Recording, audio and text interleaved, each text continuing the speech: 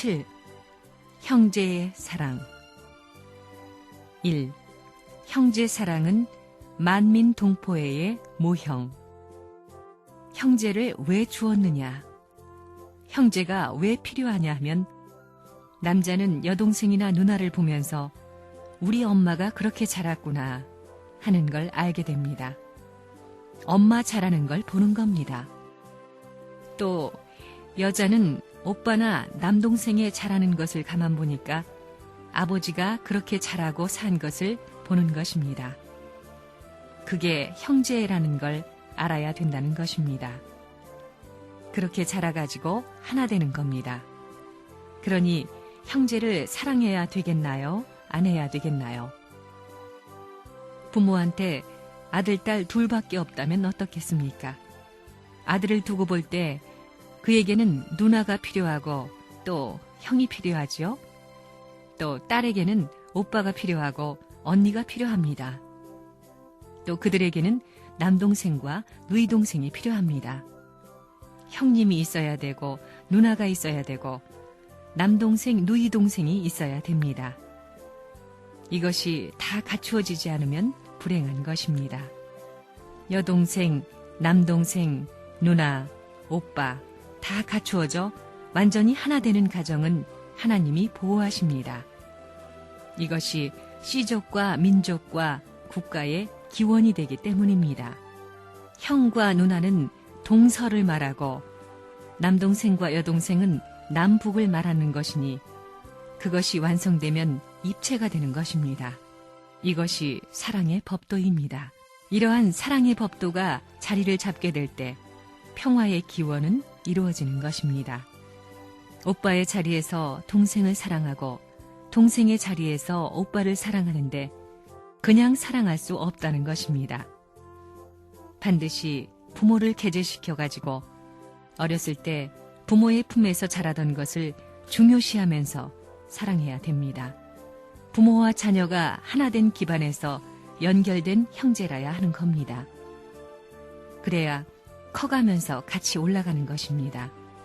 국민학교, 중학교를 쭉 그렇게 올라가는 겁니다.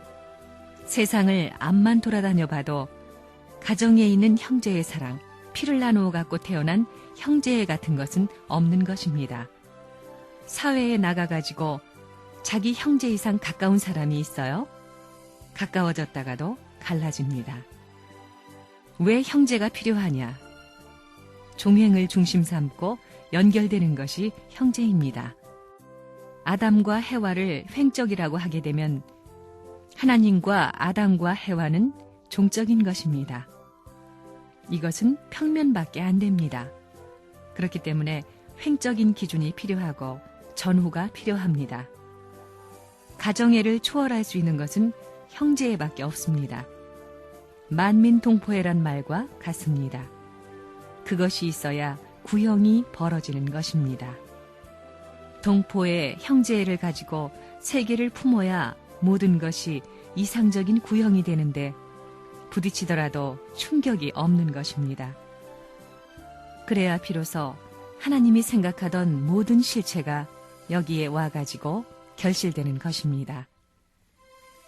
하나님의 자녀 이상이 여기에 와가지고 결실되어서 합함으로써 자녀의 사랑 결실체가 되는 것입니다. 그 다음에 형제의 사랑 결실체, 부부의 사랑 결실체, 부모의 사랑 결실체가 되는 것입니다. 무형의 하나님이 창조 당시에 구상했던 모든 실체를 다 이루면 하나님과 상하, 전후, 좌우가 일치할 수 있는 것입니다. 형제를 통해서 국민이 형성되고 인류가 형성되는 것입니다. 형제는 전후를 표시하는 것이지만 그것이 살이 되는 겁니다. 이것이 납작하게 있다가 살이 붙은 것입니다. 거기에서 원형이 생기는 것입니다. 그러니까 원형을 만드는 것이 형제요, 국민인 것입니다. 형제가 확장되어서 국민이 되는 것입니다. 형제라는 것은 세계와 통하는 것입니다. 많은 형제들이 자라는 가정은 세계 인류를 품고 이상적인 천국, 지상천국과 천상천국을 만드는 모델과 같은 겁니다. 그렇기 때문에 형제는 여기에서 확장되는 것입니다. 형제가 많으면 밥을 먹어도 한 그릇 가지고 둘이 나눠 먹어야 된다는 것입니다. 밥 한 그릇밖에 없다고 싸움하는 것이 아닙니다. 형제가 많아 어렵게 살더라도 내가 밥을 굶더라도 누나 주어야겠다. 동생 주어야 되겠다. 이런 사랑의 마음을 가지면 얼마든지 좋다는 겁니다.